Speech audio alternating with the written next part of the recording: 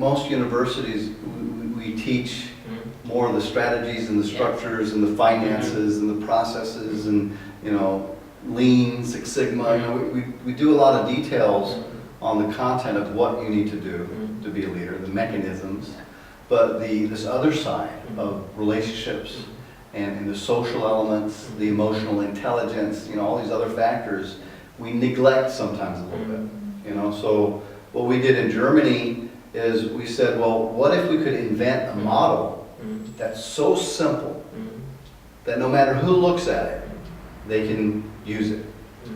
On the assumption that you're not born with leadership and you can't learn it.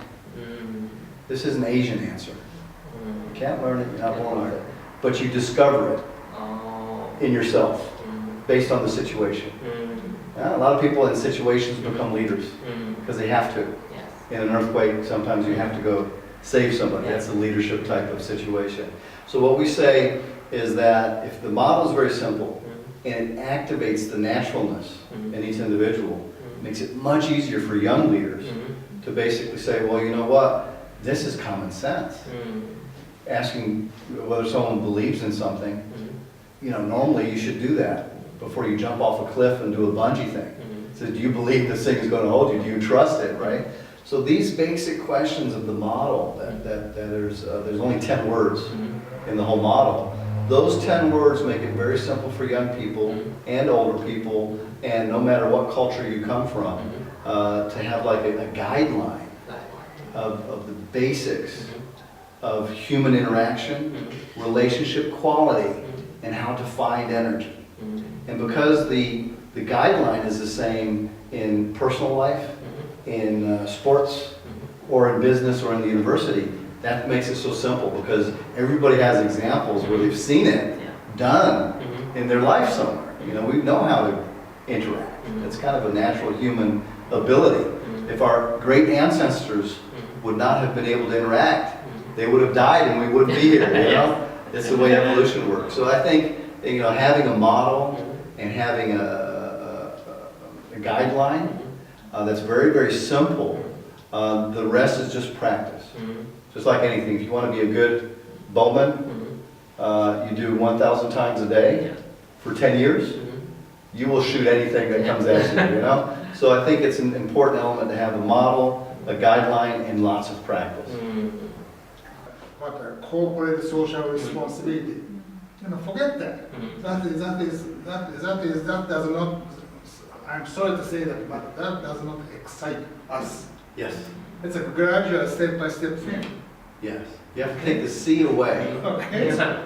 P, personal, social responsibility.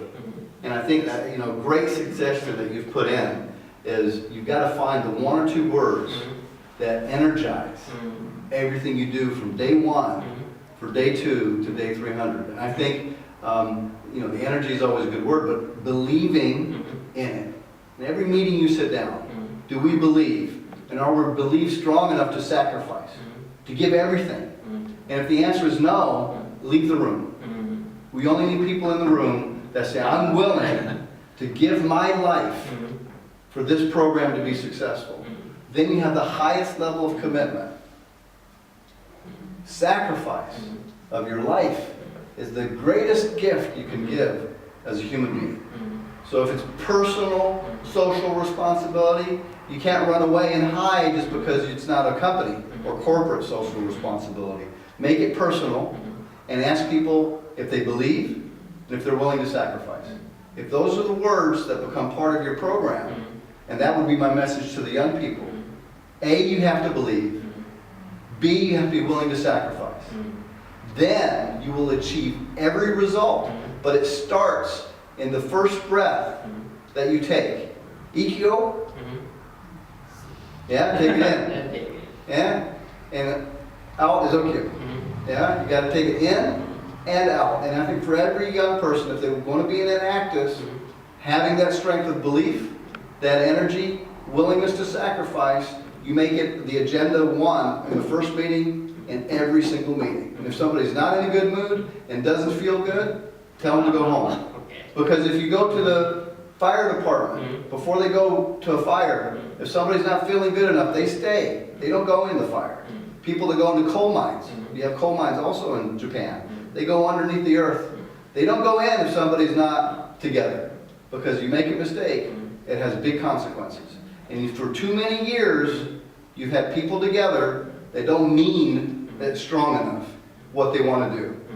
You have to tell them this isn't a game, this isn't fun. We're trying to put an ecosystem in place that will change Japan and make it a better place. That makes it a good example for every single other country in the world that here the relationship between people and nature and technology is the best in the world. So you have to start that with the first breath you take and every step you make. That would be the suggestion. Thank you.